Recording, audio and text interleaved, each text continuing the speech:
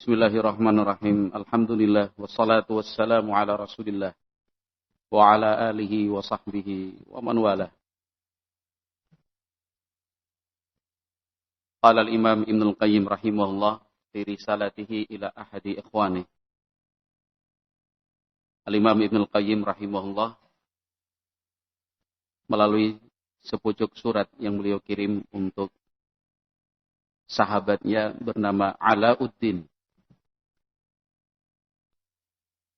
Beliau menjelaskan, wa man ta'ammala fasada ahwali al-alam umuman wa khususan wajadahu nashi'an an hadainil aslain.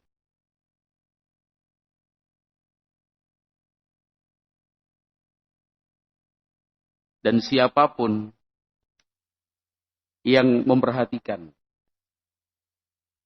dan meneliti kerusakan yang terjadi di alam semesta ini, secara umum maupun secara khusus, pasti bisa menyimpulkan bahwa kerusakan itu terjadi dikarenakan dua hal yang telah tersebut di atas. Seperti pada pembahasan yang sebelumnya, bahwa Al-Imam Ibnu Al-Qayyim bukan kemudian menyuruh kita untuk masing-masing melakukan penelitian, memeriksa, karena cukuplah sudah hal itu dilakukan oleh para ulama. Kita percaya dan kita terima. Yakinlah bahwa apa yang telah mereka sebutkan memang benar adanya. Yaitu berbagai macam problematika kehidupan, baik secara individu maupun kelompok, yang dialami sebuah keluarga maupun meluas di tengah masyarakat. Berkaitan dengan urusan dunia maupun hal-hal yang berhubungan dengan agama. Pasti ujung-ujungnya, kalau ingin disimpulkan, ada dua sebab yang melatar belakanginya. Yang pertama al-ghaflah, yang kedua ittiba'ul hawa. Al-ghaflah itu apa? Dan ittiba'ul hawa itu seperti bagaimana? Itu sudah disebutkan oleh Al-Imam Ibnu Al-Qayyim rahimahullah pada paragraf-paragraf sebelumnya. Dan itu alhamdulillah tadi malam sudah kita baca. Namun demikian kesimpulannya bahwa al-ghaflah adalah kondisi seorang hamba tidak lagi mengerti dan mengingat apa kewajibannya sebagai seorang hamba. Bahkan dia lupa bahwa dia berstatus hamba yang harus menyerahkan diri dengan penuh ketundukan kepada Allah Subhanahu wa taala, zat yang telah menciptakannya. Zat yang telah memberikan kesempatan untuknya hidup di dunia dengan berbagai macam nikmat dan fasilitas. Itu disebut dengan al-ghaflah. Hal ini dialami oleh banyak orang. Bahkan Ibnu Al-Qayyim rahimahullahu ta'ala, beliau menyatakan hanya sedikit sekali. Aqallal qalil. Benar-benar sedikit. Yang selalu ingat siapakah dirinya dan apa kewajibannya. Kebanyakan dan mayoritas orang yang dipikirkan adalah kesenangan dan kepuasan. Sesuatu yang sifatnya duniawi dan berbentuk materi. Itu disebut dengan al-ghaflah. Ittiba'ul hawa, mengikuti hawa nafsu. Artinya dia sama sekali tidak terpikir, apalagi sampai kemudian terdorong mencari sebenarnya mana yang benar. Sesungguhnya al-haq itu apa? Kalaupun dia tahu, tidak diikuti. Sebab yang menjadi patokannya adalah hawa nafsunya. Itu disebut dengan ittiba'ul hawa. Ibnul Qayyim rahimahullah menyebut apabila dua hal ini sudah beriringan, dikawinkan, maka yang dilahirkan adalah kullu syarrin. Semua kejelekan dan seluruh bentuk keburukan. Ibnul Qayyim rahimallahu ta'ala mengatakan, وَمَنْ تَأَمَّلَ فَسَادَ أَحْوَالِ الْعَالَمِ عُمُومًا وَخُصُوصًا وَجَدَهُ نَاشِئًا عَنْ هَذَيْنِ الْأَصْلَيْنِ. Tetapi sebelum itu semua, sebelum kita berbicara tentang mereka, maka arahkan nasihat ini kepada diri masing-masing. Ini penting. Jadi sebelum berbicara tentang mereka, arahkan nasihat ini kepada diri masing-masing. Semua problem yang kita hadapi, masalah pribadi terutama, ya dikarenakan dua hal ini juga. Al-ghaflah dan ittiba'ul hawa.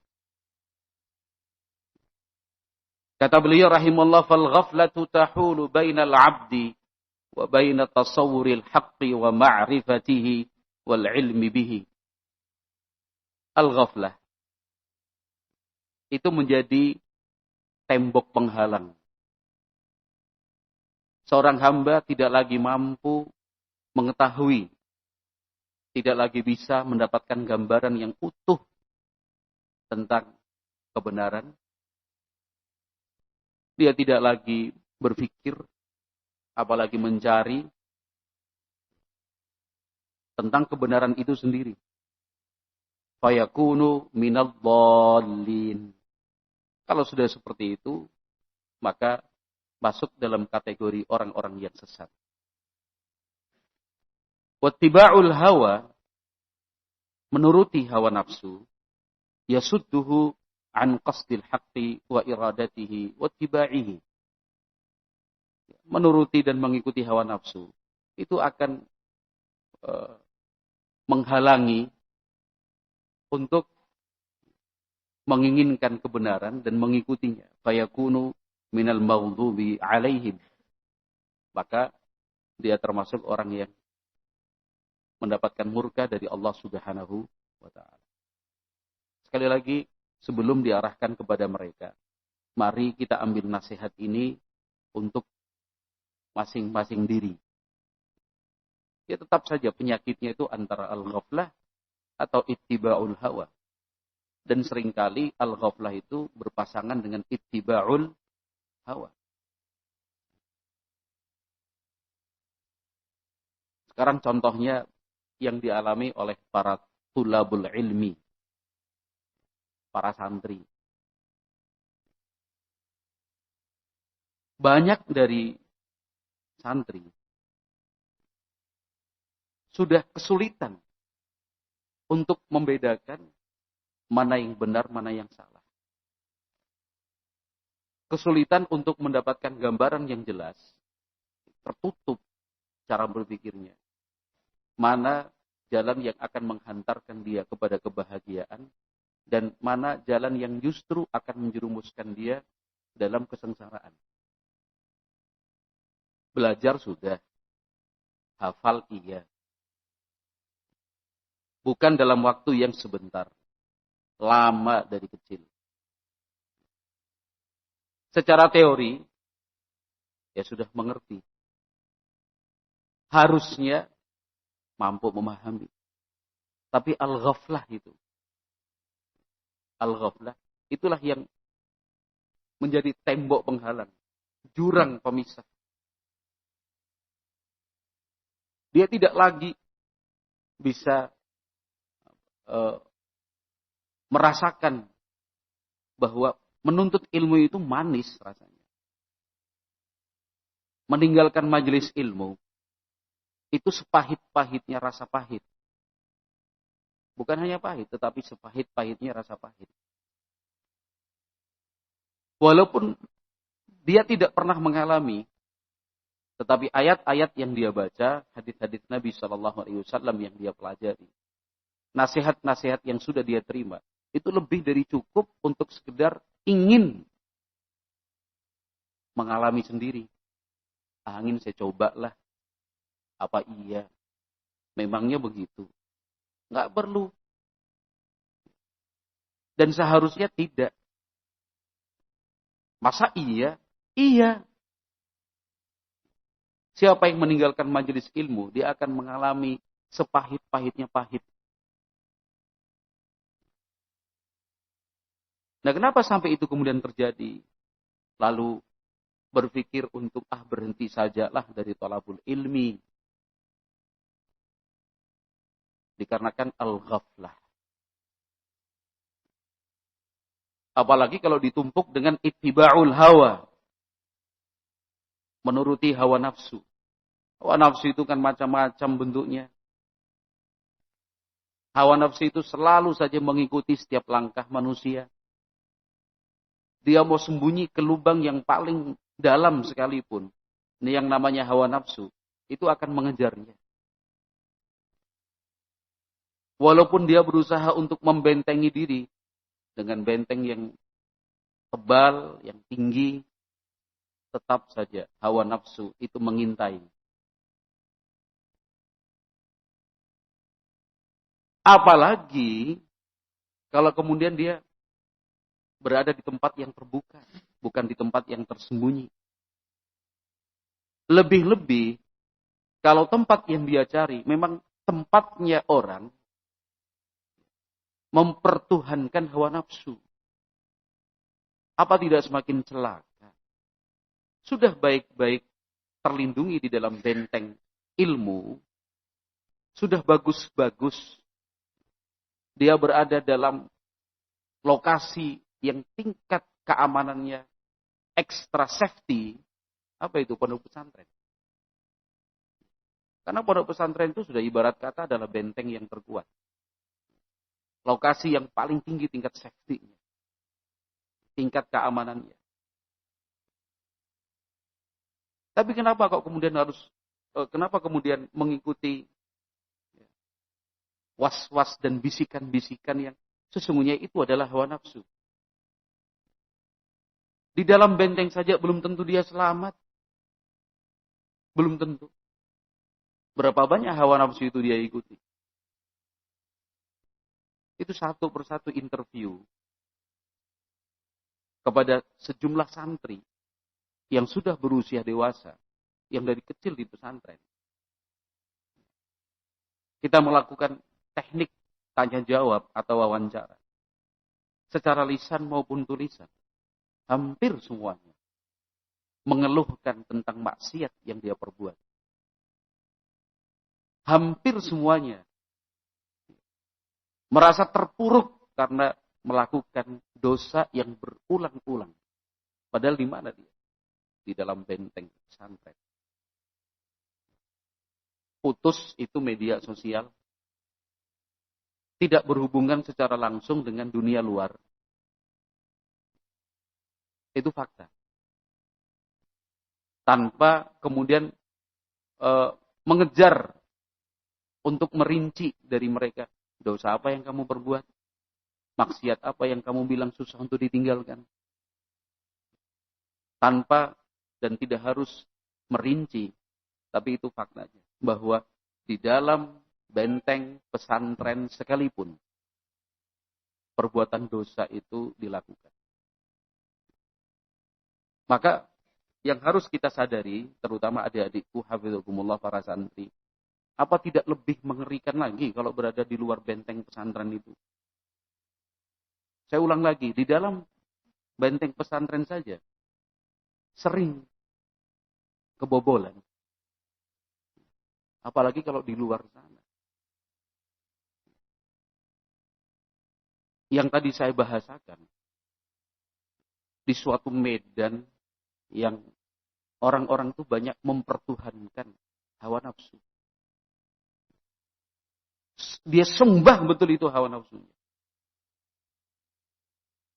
Menyembahnya bagaimana? Itu tadi salah satunya dia mencintai hawa nafsu melebihi cintanya kepada yang lain. Maunya yang dia pikir, yang dia lakukan, yang diprioritaskan. Ya kesenangan terhadap hawa nafsunya itu sendiri. Maka benar kan kata Ibnul Qayyim rahimahullahu ta'ala. Terjadilah al-fasad. Al-fasad itu apa namanya? Kerusakan. Secara individu, orang per orang, maupun secara kelompok. Mudah-mudahan Allah subhanahu wa ta'ala melindungi kita dan menjaga kita dari semua bentuk kerusakan itu. Qala rahimahullah wa ammal mun'amu alaihim. Berbeda dengan yang beroleh nikmat dari Allah subhanahu wa ta'ala.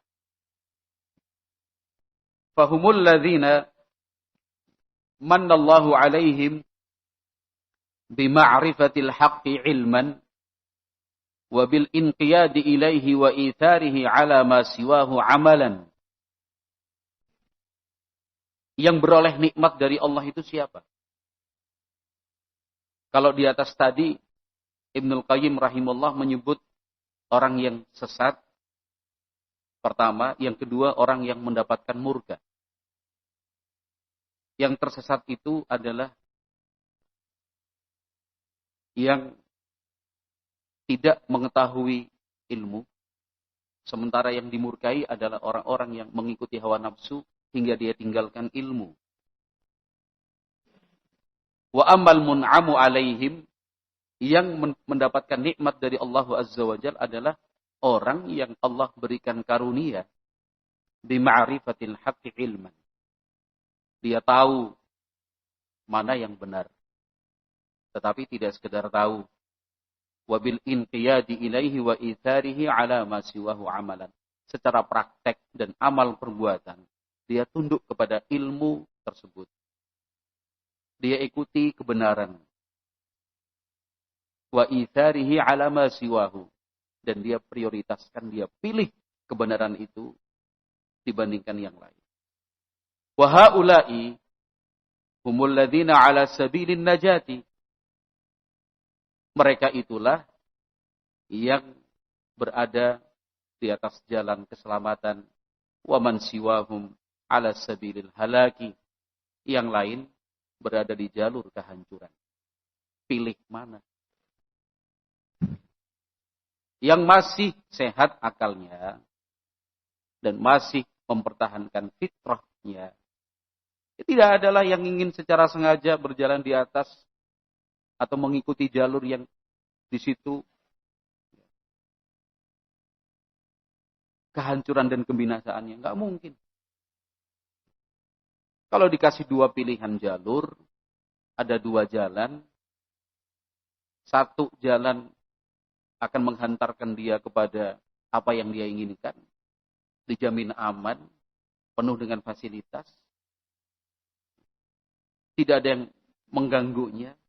Sementara jalan yang satu, itu banyak sekali ancaman terhadap keselamatannya, pada kenyamanannya. Bahkan bisa dipastikan kalau mengikuti jalan tersebut, dia akan celaka. Jalan mana yang dia pilih? Tentu jalan yang pertama. Tapi sayangnya, banyak yang kemudian salah pilih jalan.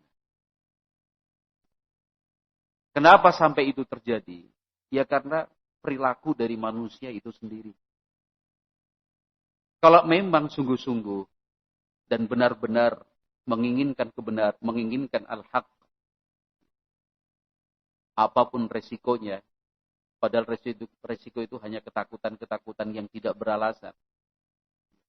Apapun resikonya, sementara resiko itu hanyalah was-was dari syaitan. Tetap dia akan pilih jalan keselamatan. Nah, cara yang terbaik supaya bisa memilih jalan kebenaran itu adalah berdoa. Menyampaikan permohonan kepada Allah Subhanahu wa taala agar dilapangkan dadanya, dijernihkan pikirannya, agar dikuatkan hati dan dibulatkan tekadnya memilih jalan yang ini, bukan jalan yang itu. Itu cara yang paling simpel, berdoa. Kata Imam Ibnul Qayyim, "Walihadza amarana Allah Subhanahu an naqula li kulli yaumin wa lailatin iddata marratin." Oleh karenanya Allah Subhanahu wa taala telah memerintahkan kita setiap hari, siang dan malam untuk berdoa berulang-ulang, ihdinas siratal mustaqim, siratal ladzina an'amta 'alaihim ghairil maghdubi 'alaihim waladdallin. Ini berulang-ulang kita baca dan bukan sekedar bacaan. Ketika membaca dua ayat ini, ihdinas siratal mustaqim, ayat 6. Siratal ladzina an'amta 'alaihim ghairil maghdubi 'alaihim waladdallin. Jangan hanya sekedar membaca. Bukan sekedar melantunkan ayat-ayat ini kemudian suaranya dapat didengar. Tetapi bacalah dengan penuh keyakinan bahwa itu adalah doa. Bacalah sebagai sebuah permohonan kepada Allah Subhanahu wa taala. Maka rasanya pasti akan berbeda. Kita mendengar atau kita sendiri yang membaca. Ihdinas siratal mustaqim. Itu resapi betul-betul itu. Sekali lagi bukan bacaan sebatas bacaan. Memang betul membaca saja itu sudah sah. Dikatakan membaca Al-Fatihah. Satu dari sekian rukun sahnya salat. Tetapi nilai kekhusyuan dan kadar tumakninah itu juga ditentukan dengan seberapa dalam kita menghayati ayat-ayat ini sebagai doa dan permohonan. Ihdinas siratal mustaqim. Ya Allah, berilah petunjuk-Mu untuk kami guna menempuh jalan-Mu yang lurus. Jadi memohon hidayah. Nah, hidayah itu apa? Nanti akan diterangkan Ibnul Qayyim rahimallahu ta'ala. Banyak. Bukan hanya satu atau dua. Karena jalan yang lurus itu adalah jalan orang-orang yang Engkau beri nikmat untuk mereka. Bukankah sangat berbahagia dan tentunya merasakan nikmat yang luar biasa ketika masuk dalam golongan alladzina an'amta 'alaihim. Jadi hidup itu diguyur nikmat. Hidup itu dari satu nikmat ke nikmat yang lain. Pasti bahagia. Apalagi nikmat yang Allah berikan, itu bukan hanya dalam kehidupan di dunia saja. Tetapi kenikmatan itu kenikmatan yang dia dapatkan di dunia. Nikmat yang akan dia rasakan di dalam kubur, nikmat kubur namanya. Nikmat nanti yang akan dia peroleh di padang mahsyar. Sampai kemudian nikmat yang senikmat-nikmatnya, nikmat yang tidak ada putusnya di dalam surga. Ghairil maghdubi 'alaihim waladdallin. Itu juga yang kita minta, bukan hanya meminta ya Allah berikanlah petunjuk untuk kami menempuh jalan-Mu yang lurus. Tetapi untuk mempertegas, demikian juga memperkuat, disebut juga bukan jalan orang yang tersesat, bukan jalan yang orang yang dimurkai. Kata Ibnul Qayyim, fa innal 'abda muttarrun kullal ittirari. Karena sungguh setiap hamba benar-benar memerlukan. Tidak bisa tidak. Ila an yakuna 'arifan bima yanfa'uhu fi ma'ashihi wa ma'adihi. Setiap orang itu harus sadar bahwa ada tugas yang tidak bisa dia tinggalkan. Ada kewajiban yang tidak mungkin diwakilkan. Setiap orang itu harus dalam kesadaran yang sangat tinggi bahwa ada hal-hal yang bisa bermanfaat untuknya dalam kehidupan di dunia maupun di akhirat nanti. Dan itu dia harus tahu. Jangan menjadi orang yang tidak tahu. Harus menjadi alim, jangan jahil.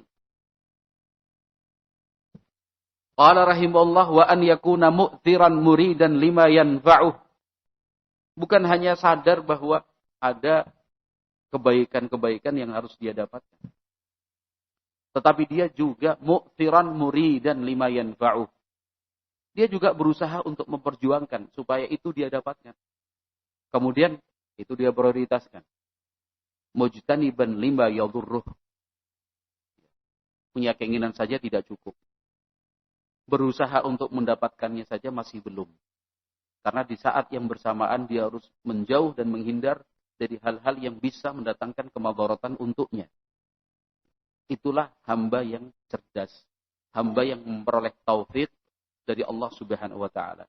Ada yang harus dia perjuangkan untuk didapatkan, yaitu kebaikan. Ada yang harus dia hindari dan harus dia tinggalkan. Apa itu? Yang akan merugikan dia. Qala fa bimajmu'i hadzaini yakunu qad hudiya ila siratil mustaqim. Ketika dua hal ini bisa dia kumpulkan, artinya dia sudah mendapatkan hidayah menempuh jalan yang lurus. Jalan yang lurus itu kan jalannya Allah Subhanahu wa taala. Kita tiap hari berulang kali meminta kepada Allah untuk mendapatkan petunjuk supaya jalannya itu mengarah ke sana, tidak kemana-mana.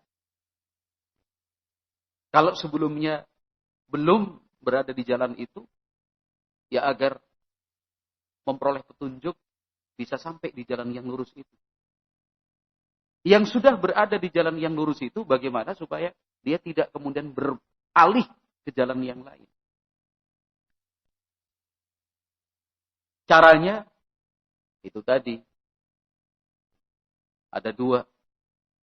Yang pertama, dia harus sadar ada kebaikan-kebaikan yang harus dia pelajari, yang harus dia prioritaskan. Yang kedua, ada hal-hal yang pasti akan membuatnya rugi. Itu harus dijauhi. Qala fa in fatahu ma'rifatu dzalik salaka sabilal dhalin. Tapi kalau dia tidak tahu, berarti jalan yang ditempuh itu jalan orang-orang yang sesat. Wa in fatahu qasduhu wattiba'uhu salaka sabilal maghdubi alaihim. Kalau dia tahu tapi tidak ditempuh, itu dia sudah berjalan bersama dengan orang-orang yang mendapatkan murka. Wa bihadza yu'rafu qadru hadzal du'a'il azim. Dengan keterangan singkat ini, tentu kita bisa memahami betapa pentingnya doa ihdinas siratal mustaqim. Wa syiddati al-hajati ilaih, dan betapa perlunya kita untuk terus berulang-ulang membacanya. Wa tawaqqufu sa'adati dunya wal akhirati alaih. Akhirnya kita sadar bahwa kebahagiaan di dunia maupun kebahagiaan di akhirat itu sangat tergantung dari doa ini. Qala rahimahullah wal 'abdu muftaqirun ilal hidayati fi kulli lahzatin wa nafasin. Ibnu Qayyim mengingatkan kita semua bahwa setiap orang memerlukan hidayah. Setiap saat, setiap nafas. Fi jami'i ma ya'tihi wa yadharuh. Seorang hamba tidak bisa lepas dari hidayah untuk melakukan sesuatu maupun saat meninggalkan sesuatu yang lain. Ingin melakukan sesuatu perlu hidayah. Ingin meninggalkan sesuatu juga perlu hidayah. Fa innahu baina umurin la yanfakku anha. Karena seorang hamba dalam proses kehidupannya itu pasti mengalami banyak hal. Tidak bisa tidak. La yanfakku anha. Tidak bisa tidak. Artinya kita semua itu memerlukan hidayah dalam setiap langkah. Setiap orang itu, seorang hamba itu selalu memerlukan hidayah dalam setiap saat dan kesempatan. Ibnul Qayyim rahimallahu ta'ala kemudian memperjelas. Kita baca. Qala rahimallahu ta'ala ahaduha, yang pertama, umurun qad ataha ala ghairi wajhil hidayati jahlan. Ada hal-hal yang dia melakukannya, tapi karena kejahilan, dia tidak tahu kalau itu ternyata bertentangan dengan hidayah. Tapi murni karena kejahilan. Dia nggak tahu. Dia nggak paham ilmunya. Dia tidak mengerti kalau itu sebenarnya haram. Dia lakukan. Orang seperti ini, bahwa muhtajun ila an yatlubal hidayata ilal haqqi fiha. Orang seperti ini sangat membutuhkan hidayah supaya mengetahui tentang hukum dengan secara benar. Ini boleh atau tidak boleh. Ini wajib ataukah tidak. Ini haram atau bukan. Jadi faktornya kejahilan. Artinya manusia itu kan jahil. Manusia itu pengetahuannya terbatas. Ilmunya sangat sedikit. Yang tidak dia ketahui itu lebih banyak berlipat-lipat daripada yang sudah dia ketahui. Yang sudah dia pelajari itu hanya seujung kuku dari ilmu yang sudah Allah turunkan. Maka jangan sekali-kali merasa sudah mengetahui semua. Kemudian merasa cukup. Tidak lagi ada keinginan untuk belajar. Alasannya bosan lah. Sudah pernah lah. Ini dulu khatam 2 kali. Diulang lagi. Sadarlah bahwa manusia itu sifat bawaannya adalah jahil. Tidak bisa tidak. Itu sudah sifat yang melekat. Jahil. Bahkan orang yang paling tinggi ilmunya sekalipun, itu akan mengalami kejahilan. Dia melakukan sesuatu yang pada akhirnya dia sadar, oh ini salah. Itu setinggi-tingginya ilmu orang. Tetap akan mengalami kejahilan. Maka untuk poin yang pertama ini, apa yang harus dilakukan? Ya minta hidayah kepada Allah Subhanahu wa ta'ala. Berikutnya yang kedua, qala rahimallahu au yakunu arifan bil hidayati fiha. Fa'ataha ala ghairi wajhiha amdan. Fahuwa muhtajun ila taubati minha. Yang kedua, dia sudah tahu. Hukumnya luar kepala saking tahunya. Bisa dia membedakan itu dan menentukan.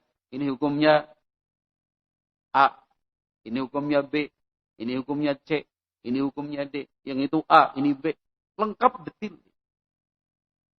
Tetapi secara sengaja, dalam kondisi sadar, bukan dalam keadaan terpaksa, bukan. Bukan karena lupa, bukan. Ketika dia melakukan itu amdan, sengaja dan sadar. Dia tahu itu salah. Tetap saja dia lakukan. Tapi dorongan hawa nafsunya itu begitu mendominan. Nah, orang seperti ini kan sangat membutuhkan hidayah. Hidayah apa? Kata Ibnul Qayyim, fahuwa muhtajun ila taubati minha. Dia sangat membutuhkan hidayah agar bisa bertaubat. Sudah tahu salah kok. Malah sengaja melakukan. Sudah mengerti itu nggak boleh kok. Malah secara sengaja mengerjakan. Sudah perlu hidayah itu. Apa? Hidayah taubat. Artinya begini, sebelum saya melanjutkan. Ketika kita membaca ihdinas siratal mustaqim.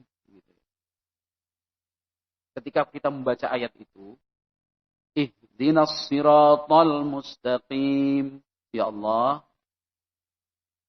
berikanlah hidayah untuk kami, untukku, agar mampu menempuh jalanmu yang lurus. Doa ihdinas siratal mustaqim itu mengandung hal-hal berikut ini. Yang pertama, ya Allah, berikanlah hidayah untukku agar saya mendapatkan ilmu guna membedakan mana yang salah, mana yang benar. Ya Allah, berikanlah hidayah untukku supaya kejahilan yang ada pada diriku itu bisa hilang dan terangkat. Ihdinas siratal mustaqim. Ya Allah, berikanlah hidayah untukku supaya bertaubat dari kesalahan-kesalahan yang saya sudah tahu hukumnya. Dan saya sadari betul itu sebuah kesalahan. Berikanlah hidayah untukku supaya bisa bertaubat. Itu yang dimaksud Ibnu Qayyim rahimahullah. Jadi tidak sesempit dan sependek yang kita baca sebagai terjemah. Ihdinas siratal mustaqim. Ya Allah, berikanlah hidayah untuk kami menempuh jalanmu yang lurus. Tidak. Luas sekali doa itu. Yang ketiga, kata beliau, au umurun lam ya'rif wajhal hidayati fiha ilman wala amalan. Fafatathul hidayatu ila ilmiha wa ma'rifatiha wa ila qasdiha wa iradatiha wa amaliha. Ibnu Qayyim mengatakan banyak sekali hal-hal yang kita itu tidak tahu. Secara teori maupun praktek. Berdasarkan ilmu ataukah amalan. Dalam tinjauan ilmu maupun aspek amalan. Kita nggak tahu sama sekali.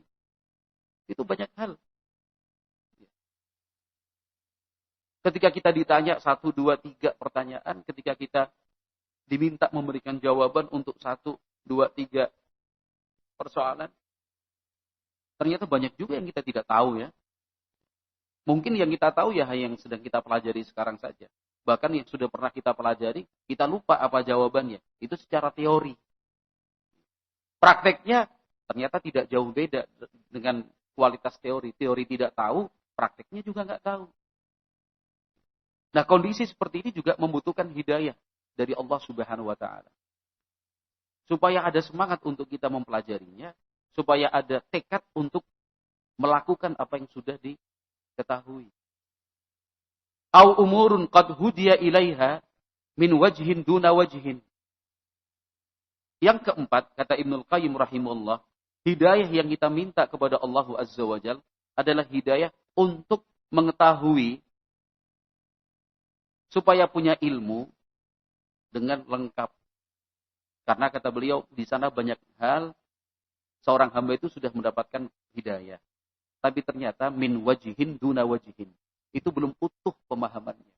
Masih sepotong, baru separuh. Fahuwa muhtajun ila tamamil hidayati fiha. Sehingga dia sangat membutuhkan supaya hidayah terkait hal itu sempurna, lengkap.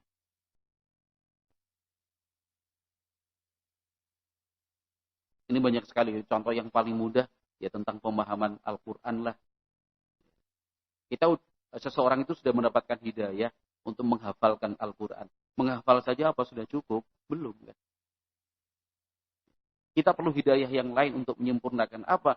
Ya bukan sekedar hafal, bacaannya pun benar. Karena banyak yang menghafal Al-Quran tapi ternyata ketika dicek bacaannya kurang memuaskan. Bacaan bagus, hafalan oke. Tapi ketika ditanya, geleng-geleng kepala. Karena kapasitasnya baru sekedar menghafal saja. Untuk memahami makna, tidak.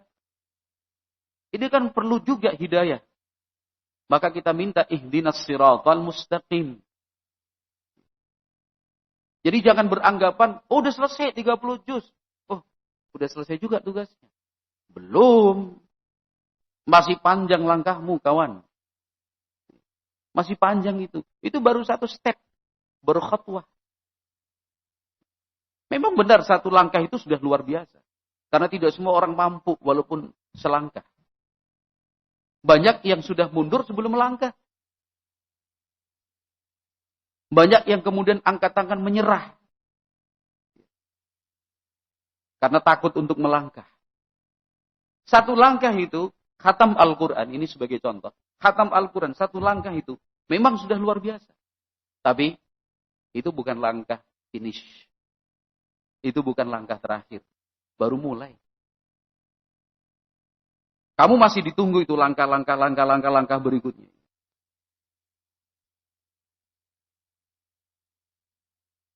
Sampai kemudian langkah yang menjelaskan detil-detil tiap ayat Al-Quran. Kira-kira bagaimana sih gambarannya langkah yang langkah terakhir yang harus diperjuangkan itu kira-kira ini kira-kira. Padahal memang langkah itu sangat sangat banyak dan sangat jauh sekali. Tapi saya cuma menggambarkan kira-kira gambarannya itu seperti yang dikatakan sahabat Ibnu Abbas radhiyallahu anhu. Tidak ada satupun ayat di dalam Al-Quran apa? Tidak ada satupun ayat di dalam Al-Quran yang apa? Yang apa yuk? Kalian mendengar tok ini. Sebentar lagi selesai kok. Udah 5:30 ini. Subuhnya kan cepat. Gambaran langkah yang bisa kita jadikan sebagai target.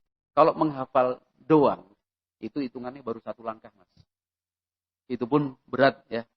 Karena sudah banyak orang yang sudah menyerah sebelum melangkah. Tapi gambarannya, targetmu itu loh, supaya kamu jangan cepat merasa puas. Intinya yang ingin saya tekankan di situ, Mas, adik-adikku para santri. Kita semua, bukan cuma kalian. Supaya jangan merasa puas, udah cukup, wah hebat gue. Di angkatan gue, cuma gue aja nih yang hafal Quran misalkan. Belum, baru satu langkah, Mas. Tapi kira-kira langkah yang kita jadikan target itu seperti apa? Kata Ibnu Abbas radhiyallahu anhu, dan sahabat yang lain juga ada, Ibnu Mas'ud misalkan. Apa itu? Ikrimah. Tidak ada satupun ayat di dalam Al-Quran kecuali saya sudah apa? Saya sudah tahu di mana turunnya, kenapa diturunkan, apa maksudnya, apa tafsirnya. Itu yang target kita itu loh. Jadi bukan cuma hafal doang. Terus kemudian dalam 1 juz salahnya kurang dari 2. Bahkan 30 juz salahnya cuma 10. Hebat bener tuh orang. Terus kalau misalkan mendapatkan predikat seperti itu, setoran hafalan Quran 30 juz, salahnya nggak sampai 20. Udah cukup nih. Belum kawan, langkahmu itu masih panjang. Itu baru satu langkah. Terus ngapain lagi? Kan udah hafal. Bisa nggak kau ketahui tiap-tiap ayat itu turunnya di mana? Bisa kau jelaskan itu, tiap-tiap ayat itu kenapa diturunkan? Bisa nggak kau menjelaskan kandungan fikih di dalam tiap-tiap ayat Al-Quran itu? Belum, karena kamu baru satu langkah. Karena baru satu langkah. Saya tidak ingin melemahkan semangatmu kawan, bukan. Saya juga tidak ada maksud untuk kemudian mengabaikan perjuanganmu atau mengecilkan pencapaianmu selama ini. Wah, udah luar biasa, satu langkah itu udah luar biasa. Tadi kan saya bahasakan karena banyak orang yang menyerah sebelum melangkah. Tapi kalian sudah luar biasa itu. Bisa melakukan langkah yang sangat menentukan. Tapi jangan merasa cukup. Jangan kemudian menganggap cukup sampai di situ kemudian puaslah. Enggak belum cukup. Harus sampai seperti Ibnu Abbas radhiyallahu anhu. Tiap ayat ini maksudnya ini dulu diturunkan di sini, dulu diturunkan karena sebab ini. Jadilah seperti sahabat Ibnu Abbas radhiyallahu anhu yang membaca dan menafsirkan satu surat, andaikan orang kafir mendengarnya itu pasti masuk Islam. Begitu. Jadi bukan cuma suaranya bagus saja. Kalau jadi imam suaranya bagus, ya. Itu sudah luar biasa kawan. Tapi jadilah seperti Ibnu Abbas radhiyallahu anhu, membacakan satu surat An-Nur waktu itu ditafsirkan. Para perawi mengatakan andaikan orang-orang kafir itu mendengar penjelasan Ibnu Abbas masuk Islam saat itu juga. Jadi Masih merasa cukup? Atau bagaimana ini yang sudah hafal-hafal Al-Quran ini? Apalagi yang belum. Ya, berarti kan setengah langkah itu. Jangan merasa cukup. Ya, karena ilmu itu luas. Sementara yang kita dapat baru setitik. Baik, cukup saya kira. Wallahu a'lam bishawab. Kita lanjutkan pada pertemuan yang akan datang. InsyaAllah ta'ala. Mudah-mudahan bermanfaat. Ya. Jadi bagaimana kesimpulannya? Ada yang mau menyimpulkan atau karena belum selesai disimpulkan pada kesempatan yang akan datang? Kesempatan yang akan datang aja. Baik. Ya, kita cukupkan sekian. Subhanakallahumma wa bihamdika asyhadu an la ilaha illa anta astaghfiruka wa atubu ilaik. Walhamdulillahirabbil alamin.